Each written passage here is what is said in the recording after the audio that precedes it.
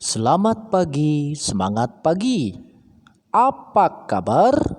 Luar biasa, positif, semangat, puji Tuhan, sempurna. Cie cie cie.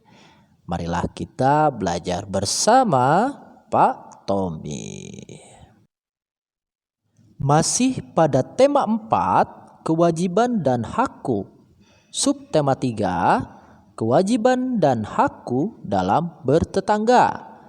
Pada pendalaman materi, PPKN dan SPDP. Mari kita masuk dalam materinya ya. Seperti biasa, sebelum kita masuk kepada materinya, Bapak akan menunjukkan tujuan pembelajaran kita pada kesempatan pembelajaran kita kali ini. Yang pertama tentang PPKN, yaitu kita paham dengan kewajiban dan hak sebagai anggota keluarga dan warga sekolah. Lalu pada SBDP kita dapat mengetahui unsur-unsur rupa dalam karya dekoratif. Begitu? Jelas? Oke, mari kita masuk pada pendalaman materinya ya. Tetap semangat. Kita masuk pada materi PPKN. Ya. Contoh kewajiban yang berkaitan dengan bermain, yaitu A. Mengikuti aturan main. Nah, pada saat kalian bermain, kalian harus ikuti aturan mainnya seperti apa. Ya, tidak boleh lepas dari aturan. Karena segala jenis permainan pasti ada aturannya. Paham? Oke, kalau sudah paham kita lanjutkan. Yang poin B, antri menunggu giliran. Nah, apabila teman kalian sedang bermain, terus tiba-tiba kalian datang, lalu ingin langsung ikut main, itu harus kalian perhatikan dulu. Apakah ada antri untuk menunggu giliran atau bagaimana? Ya, jadi kalian harus antri dulu untuk menunggu giliran kalian untuk bermain. Seperti itu ya. Lalu kemudian yang C, merapikan alat permainan.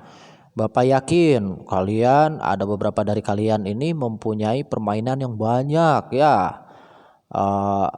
Ada yang punya Lego, lalu monopoli atau apapun itu ya, mobil-mobilan atau robot-robotan, boneka. Nah, kenapa di sini kalian harus merapikan alat permainan? Karena pada suatu saat kalian akan bermain lagi, apabila tidak dirapihkan, itu kalian tidak bisa bermain lagi dengan permainan yang sama. Kenapa? Karena alatnya berceceran di mana-mana ya. Jadi kalian harus merapikan kembali alat yang sudah kalian mainkan, seperti itu. Kemudian D, berbicara pelan. Ya, tidak usah teriak-teriak. Weh, mana tuh giliran aku, gimana gini-gini. Ya, tidak usah seperti itu ya.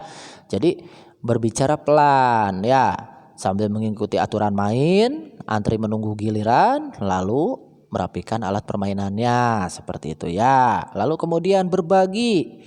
Berbagi di sini kalian dapat bersama-sama bermain dengan teman-teman kalian. Misalkan misalkan kalian memiliki sepeda sedangkan teman kalian tidak. Ya, boleh dikasih pinjam, diberi pinjam, tapi dengan catatan teman yang meminjam itu harus bertanggung jawab dengan barang yang dipinjamnya. Ya, misalkan ya tidak boleh rusak atau sengaja ditabrakan atau gimana ya, itu tidak boleh ya. Berbagi artinya tidak boleh pelit ya.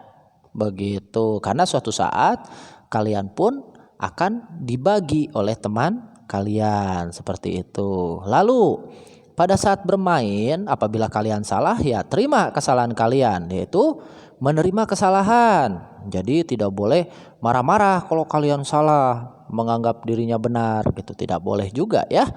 Jadi kalau kalian salah ya akui kesalahannya dan harus meminta maaf ya kalau kita berbuat salah.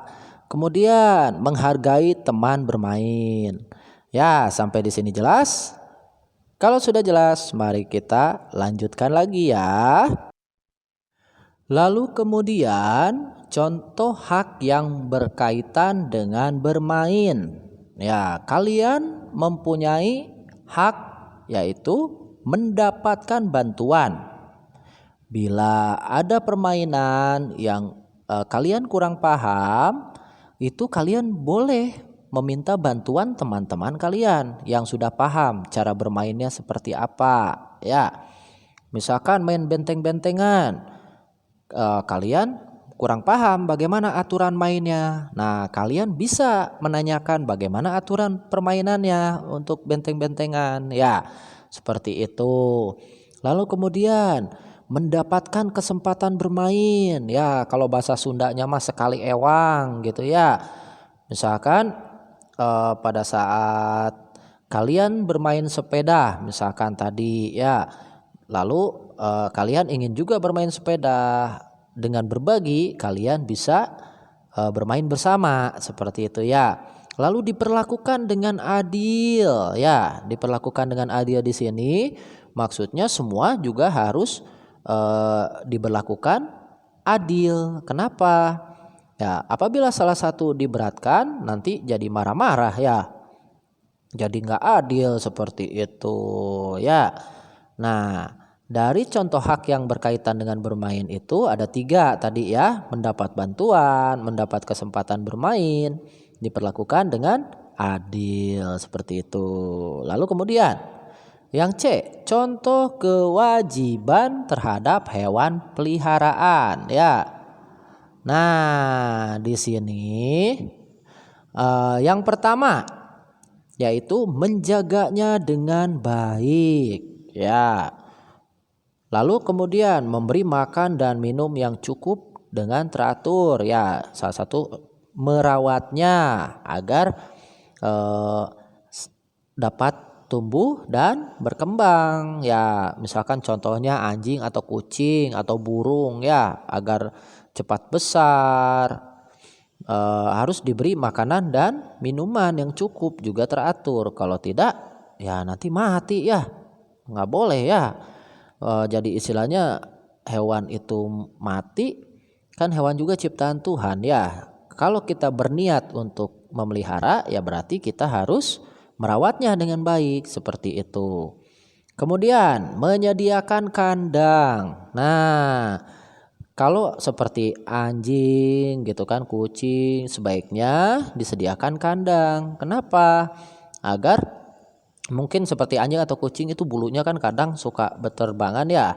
Kalau misalkan terkena angin atau gimana.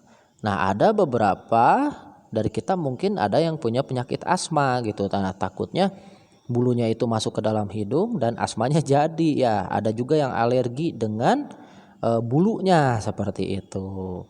Nah, setelah menyediakan kandang harus dibersihkan ya hewan peliharaannya dan kandangnya secara teratur.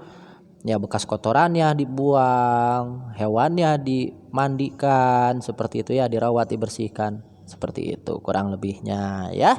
Oke. Sampai di situ paham?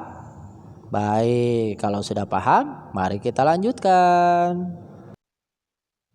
Kita masuk pada materi SBDP, yaitu unsur-unsur gambar dekoratif, yaitu ada garis ya. Yang termasuk garis itu ada garis datar, garis tegak, garis miring, lengkung, garis bersilang, garis sejajar, garis zigzag, garis spiral, garis gelombang, dan masih banyak garis-garis yang lain ya. Lalu yang kedua adalah bidang. Bidang itu ya salah satunya atau contoh-contohnya yaitu ada lingkaran, ada persegi panjang, segitiga, bujur sangkar, lalu belah ketupat, ya trapesium, ya dan masih banyak lagi yang lain ya dari bidang-bidangnya. Lalu yang ketiga adalah warna. Nah, di sini warna-warna juga ada contohnya seperti ini ya. Ada yang disebut warna pokok dan ada yang disebut warna campuran dari warna pokok gitu ya, dari warna inti gitu maksudnya. Oke, Bapak hanya mengingatkan untuk unsur-unsur gambar dekoratif ya, ada garis, bidang dan warna seperti itu. Oke, baik. kita lanjutkan dengan tugas. Tugas dari Bapak untuk PPKN halaman 108, 109, 120, dan 125. Kerjakan pada buku paket tematik. Ya, lalu kemudian tugas untuk SBDP halaman 102 dan 103 dilanjutkan halaman 115 sampai dengan 116. Ikuti langkah-langkahnya dan kerjakan di buku gambar. Untuk hasilnya nanti Bapak infokan lagi untuk pengumpulan tugasnya ya. Jadi langsung bentuk fisik diinfokan lagi melalui WA group seperti itu. Ingat, tugas hari ini dikerjakan hari ini agar tidak menumpuk, karena setiap harinya kalian akan mendapatkan tugas. Seperti itu ya. Tetap semangat. Patuhi nasihat orang tua di rumah. Tuhan memberkati kita semua. Sampai jumpa kembali dan belajar bersama Pak Tommy.